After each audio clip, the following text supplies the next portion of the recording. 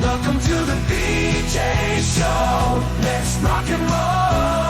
Rock and roll. Come on, everybody. Let's lose control. Brad and John, they're the ones to follow. Yeah, ready for the ride. It's the BJ Show. BJ Show. It is the BJ Show. Today's date is Thursday, January 30th. This is the A block, which means we start just after the top of the hour.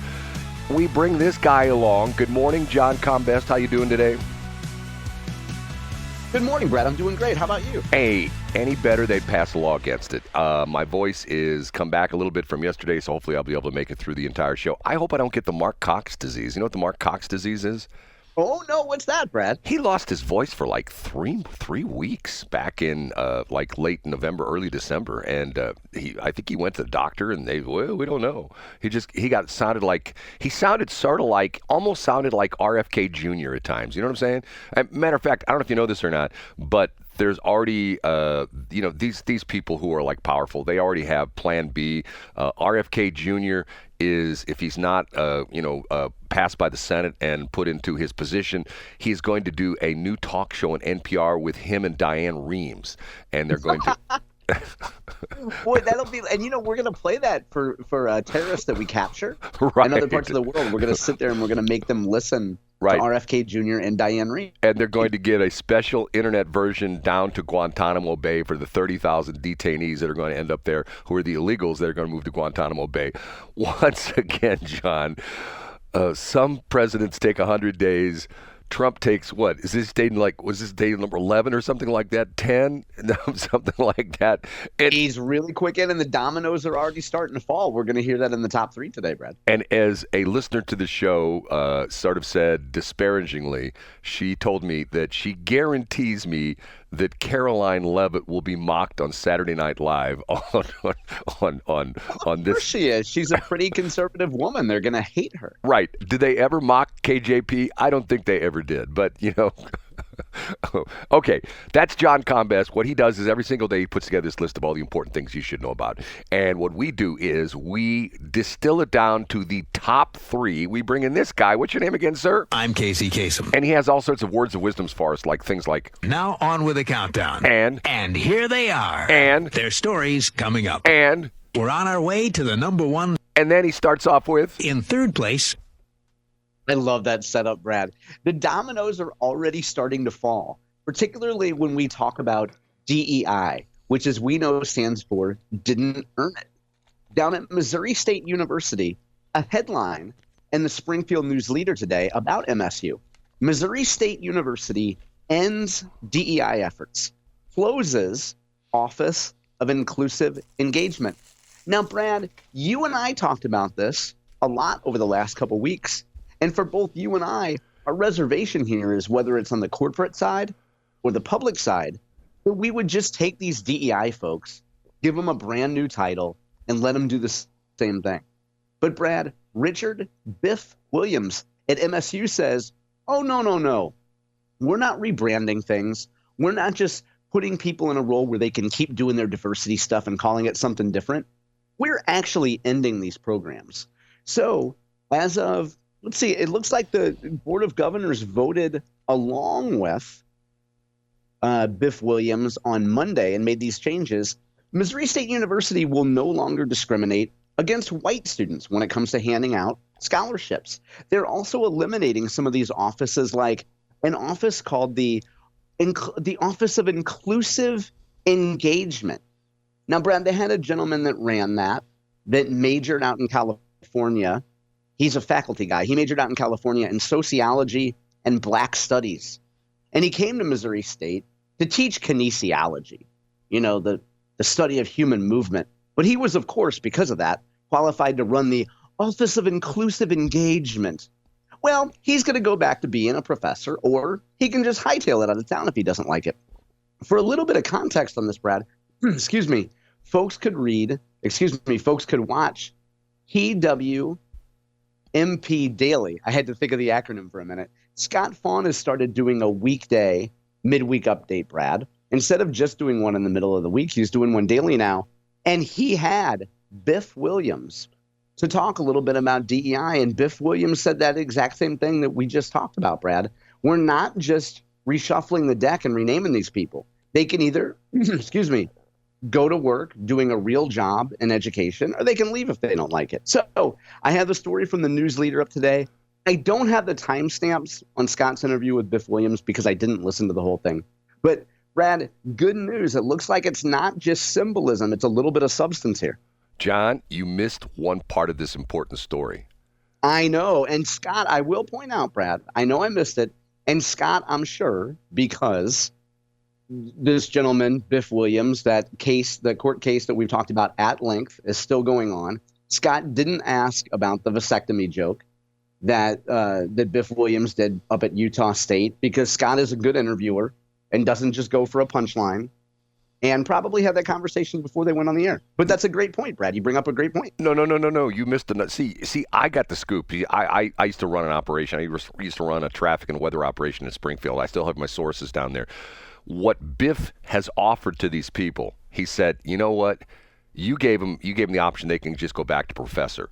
But what Biff has offered them is one other option. He says, we're starting a new zucchini farm, so you can work at the zucchini farm or become a professor. There we go. Or you can leave. Some fresh produce, Brad. Right. You know what? They had it in St. Louis City as a callback to C Block yesterday. They could just go sit around on a table, scroll on their cell phone, and then drive their Cadillac home. Right. There you go. Okay, we ready for number 2?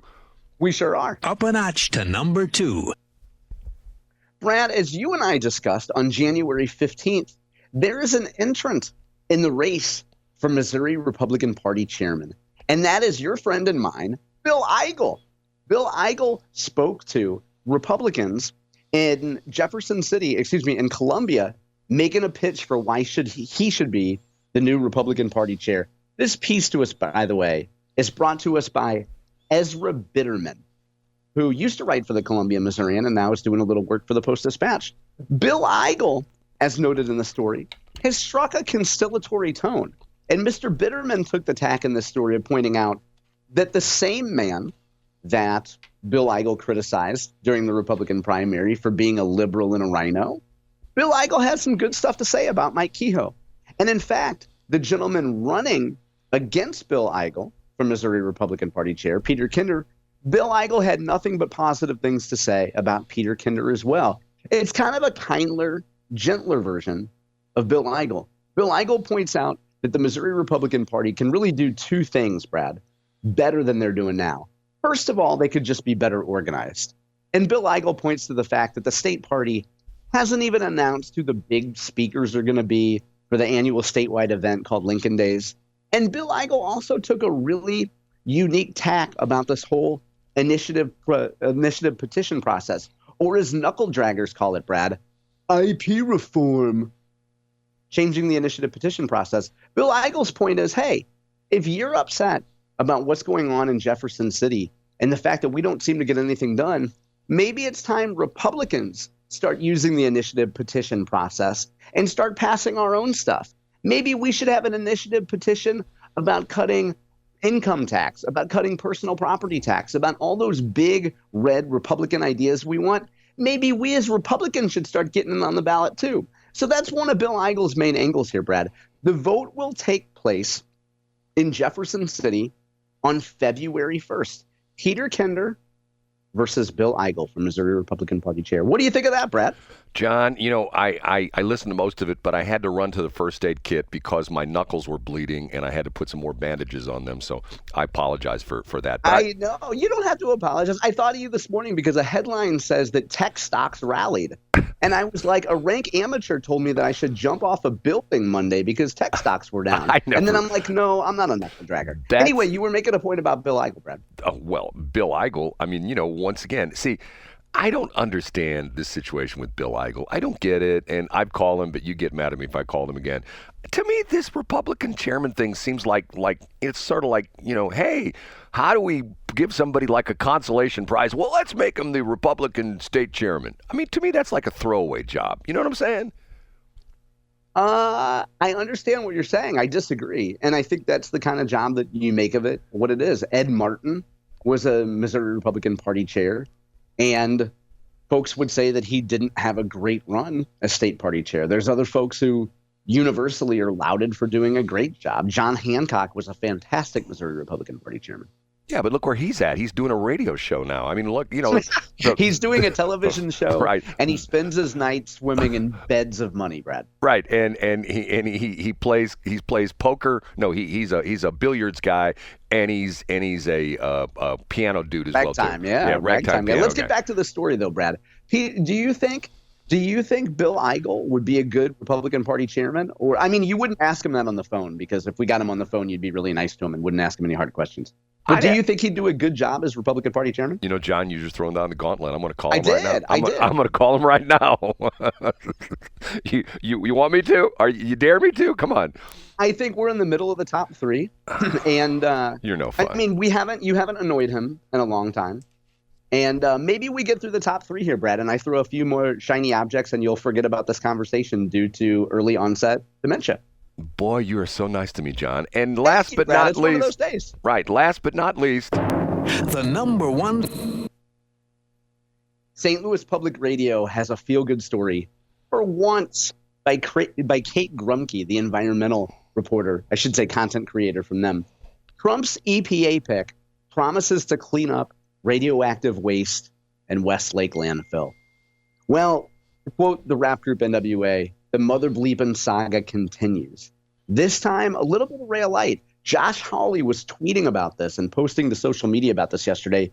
He is thrilled that he has gotten a commitment from Lee Zeldin, Trump's pick to run the EPA, for cleanup at West Lake Landfill, and to even come out here and visit the site. Now, Brad, here's the punchline. Zeldin agreed to both, and Zeldin wrote, "I look forward to visiting your home state and the West Lake Landfill specifically." So Hawley points out that this has been a very painful saga for everybody. Once we get to a point where it seems as though the House and Senate are on board, something seems to T-bone this effort to get remediation, to get a little bit of help for the victims of radioactive waste in this area. So, Brad, color me skeptical. Josh Hawley seems optimistic about it. But to me, I've given up hope when it comes to the folks from Westlake actually getting some help. John, I find it interesting that you didn't tear apart this whole story, because the fact that the John Combest that I know and love would say, why would Lee Zeldin leave his office where he's very efficient and he gets things done? Why would he get on a zoom in? Why? Yeah, somebody could put a camera out at Westlake and go, oh yeah, I see that. They could put like a Geiger counter out there. Oh man, I hear that noise. I'm glad I didn't come there because of the fact that I might have been exposed to that radiation. I'm here safe in my DC office because John Combest tells us that we should take our time in our office and not waste our time going to visit people, going to see people, going to events. Exactly. That's just a waste of time, Brad. Right? I actually set up a meeting between Lee Zeldin and folks who run a Lutheran radio station, so there will be two people sitting in the lobby to get ignored now. One of these mornings, I'm going to tell that story, which right now... It's what's very. I'll send you a video, John. Matter of fact, here, hold on a minute. I'll send it to you right now. I'll send you a video of my escapade yesterday, where once again I scratch my head. I'm thinking to myself, you're going to be mad when I say this. I should say, screw this Westplex talk. I'm putting God Squad in these stations, because of the fact I see the money these religious organizations make, and I think to myself, what am I doing wrong? They don't pay any taxes. They don't pay any real estate taxes. They don't pay personal property tax. They don't pay, if they own radio stations, they don't pay usage fees to the FCC. They don't pay licensing fees to the FCC. They don't pay application fees to the FCC. It's like they get a free ride. I don't know. I think that's just wrong. But that's me. You know what I mean? John, I have to tell you, you and I have had this discussion before. I know people that run not-for-profits, okay? And although some of them may be grabbing the razor blades and putting them in their wrists after the Trump administration has said they're going to defund a lot of the NGOs, because that's who, and for those of you, see, that's interesting. When I mentioned that the first time, you didn't know what an NGO was, did you? And I'm not trying to put you on the spot. Brad, I worked with NGOs for 20 years. Yeah, I definitely know what an NGO is. Well, no, you might have me confused with Shelley. I do. Somebody else, I mentioned NGO. An NGO is a non-governmental organization. It can be anything from a church to like a not-for-profit PAC. Correct? It could be like like a anything that's not tied to the government. Yeah. Right. And but once again, these people are making super money, and I'm thinking to myself, it's taint. I told you one time, I don't know if I told you this story on or off the air, a charity that we did a lot of work for. This is going back like maybe 15 years ago. We did a ton of stuff. We did remote broadcasts for them. They did races, they did events and things like that. So the lady who ran the charity took me to lunch one day, and she had a couple of drinks at lunch, and she got a little bit of loose-lipped. And she admitted to me that 100% of the money they had raised was used to pay for her salary, for her staff salary, and for the expenses of her office, including the rent and the telephones and the electric and the whole bit, and that there was no money actually going toward the cause. And I felt like a sap. I felt like I've done all this stuff for these people for free, and if I told you the name of the organization, you would know exactly who it was. It's not some, I never heard of them before. You would know exactly who it was. And I thought to myself, this is just plain wrong. And I told you one of the organizations I was on, that I did a lot of work for them, as a volunteer, and then they put me on the board. Huge mistake. It was like putting me on the board on that committee out there for MODOT, where I sat through those horrible meetings where nothing ever got done. And it's to the point where it's like, well, we had a meeting, and don't we all feel good about having a meeting? No, it was a waste of my time. See, that's a waste of time, John. Those meetings are waste of times. Not me going into the Lutheran church. Oh, I shouldn't have said that. Never mind. Okay, we need to take a break. We will be right back. I got to fix this. Hold on a minute. It just popped up and it didn't look right, and it's not right. Okay, we need to take a break. You've heard that before, Brad. It just popped up, but it doesn't look right. That's what she said.